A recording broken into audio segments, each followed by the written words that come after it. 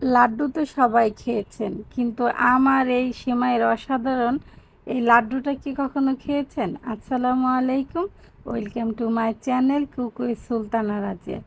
আজকে আমি দেখাবো আমার সেমাইয়ের অসাধারণ একটি ডেজার্ট বানিয়ে।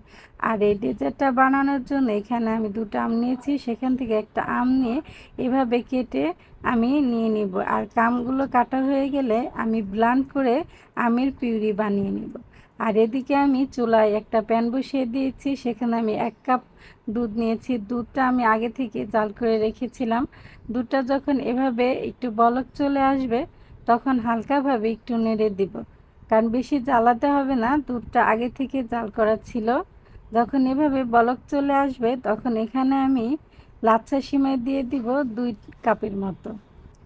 2 কাপ লাচ্ছা সেমাই দেওয়ার পরে আমি দুধের সাথে লাচ্ছা সেমাইটা নেড়ে চেড়ে একটু রান্না করে নিব। আর আমার এই সহজ রেসিপিটা যদি আপনাদের ভালো লেগে থাকে অবশ্যই আমার চ্যানেলটা সাবস্ক্রাইব করে দিবেন, লাইক কমেন্ট শেয়ার করে পাশে থাকবেন। আর আমার ফেসবুক পেজটাকেও ফলো করে দিবেন। যখন দুধের সাথে এভাবে লাচ্ছা সেমাইটা রান্না করার পরে এরকম নরম হয়ে যাবে তখন এখানে আমি আমের পিউরিটা দিয়ে দিব। আর দিয়ে দিব 3-4 চামচের মতো চিনি, আর দিয়ে দিব 1 টেবিল চামচ ঘি, আর সামান্য পরিমাণ লবণ স্বাদটা ব্যালেন্স করার জন্য। এখন আমি সবগুলো উপকরণ একসাথে নেড়ে চেড়ে আবারও রান্না করে নেব। আম যেহেতু মিষ্টি সেক্ষেত্রে চিনির পরিমাণটা একটু কম দিলেই হবে, তারপরও মিষ্টিটা আপনারা আপনাদের পছন্দ অনুযায়ী নিতে পারেন। এখন আমি এভাবে নেড়ে চেড়ে আমের পিউরিটা রান্না করে নিব যতক্ষণ না একবারে চামচের সাথে উঠে আসবে আর কড়াই থেকে উঠে আসবে। এরকম 10 মিনিটের মতো রান্না করার পরে এখানে আমি কাজু বাদাম কাঠবাদাম কুচি দিয়ে দিব। দেওয়ার পরে আবার আমি কিছুক্ষণ এভাবে রান্না করে নিব। আপনারা এই ডেজার্টটা অবশ্যই বাসায় বানিয়ে খাবেন। আর এই ডেজার্টটা আপনারা ঈদের দিনও বানিয়ে দিতে পারেন। এখন এখানে আমি 1 কাপ গুঁড়া দুধ দিয়ে দিব। আর গুঁড়া দুধ দিয়ে নেড়ে চেড়ে আবারও কিছুক্ষণ রান্না করে নিব যতক্ষণ না কড়াই থেকে উঠে আসবে আর চামচের সাথে উঠে আসবে। কিছুক্ষণ রান্না করার পরে এরকম হয়ে গেছে, দেখেন কড়াই থেকে উঠে আসতেছে। এখন আমি একটা প্লেটে এই আমের পিউরিটা ঢেলে ঠান্ডা করে নিব। আর ঠান্ডা হওয়ার পরে এভাবে আমি হাতে নিয়ে পরিমাণ মতো করে গোল গোল করে লাড্ডু বানিয়ে নিব। আপনারা এইভাবে অবশ্যই বাসায় বানিয়ে খাবেন। আশা করি সবাই অনেক পছন্দ করবে। আর একবার বানিয়ে খাওয়ার পরে বারবার বানাতে মন চাবে। আর যারা খাবে তারাও বারবার আপনাকে বানিয়ে দেওয়ার জন্য আবদার করবে।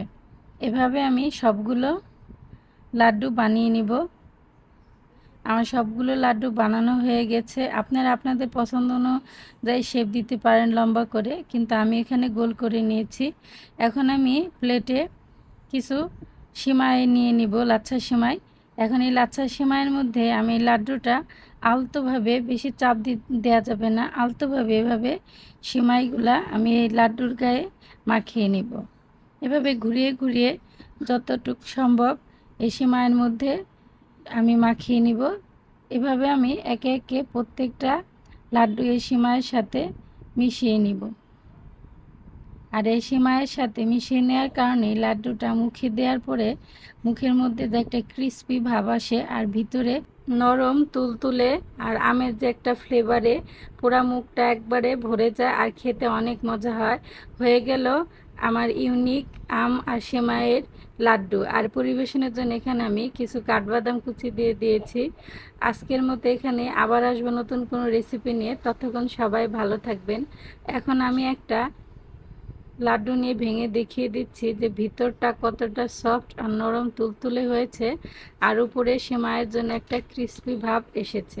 এতক্ষণ আমার সাথে এই ভিডিওটা দেখার জন্য সবাইকে অসংখ্য ধন্যবাদ। আসসালামু আলাইকুম।